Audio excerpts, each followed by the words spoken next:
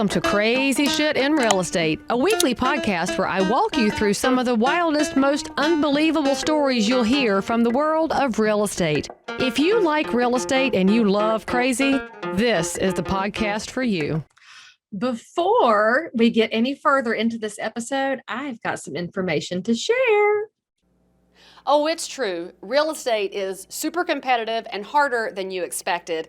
That's why I created Leigh Brown University. It's everything you need to take you from point A to point whatever your goal is. You could be new to the business or a seasoned vet. I'll help you break through to the next level so that your professional life can look exactly like you desire. Enroll in Leigh Brown University today. I'll help you get there.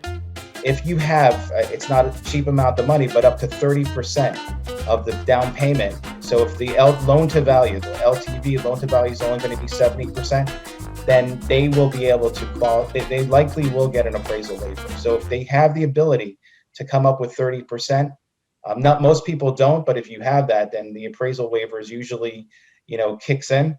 And they will be able to close a lot quicker. And the sellers are more anxious to deal with those types of closings, and your contract and offer will be accepted. Awesome. That's great advice, guys, because we're seeing a lot of buyers that will just pay cash to go above the appraised value.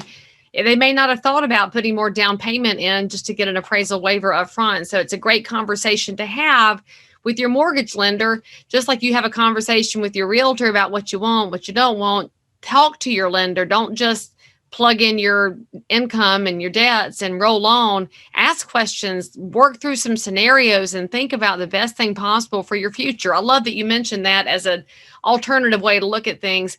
So instead of you telling a story, actually, I want to ask you to give our listeners and viewers a piece of advice. What's the number one thing people can do to improve their credit score? And what's the number two thing? Just give them two great tips for making their credit score stronger. Yeah, absolutely. Great question. I'd say the most important thing is that people keep their debt, their credit lines preferably lower than 35%. So if your credit line is $10,000, make sure at any given month, you don't go over to $3,500 worth of, credit that they give you. If you're over 50%, you're going to take a big hit. So if your credit line is $10,000 and you're spending $5,000 and it shows up in a credit report when your credit report's pulled, that's going to definitely affect your credit score. But that's a quick fix as long as you have the money. If you don't have the money, you're not going to be able to pay it back or pay it down.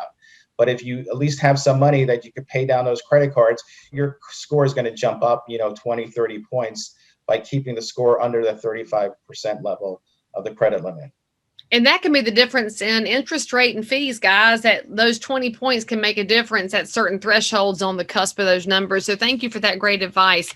What's the other thing you'd like to leave our audience with that they should know but probably don't know? So a lot of people are searching for cars and are searching for homes at the same time. I tell people, if it's not too late, make sure you get the home locked up first before you get the car, because as soon as you get the car, if you have a $500 car payment, that's basically $1,000 worth of liability. It's basically double whatever you pay per month. That's what we take against your income.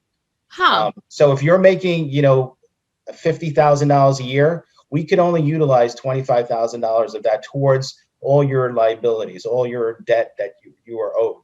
So that car is going to add up real quick. I suggest people, if possible, hold off on that purchase or the car lease. Car leases even count more because you're tied up you have no option to pay that off or pay it down. You sort of have to wait out the lease till the term.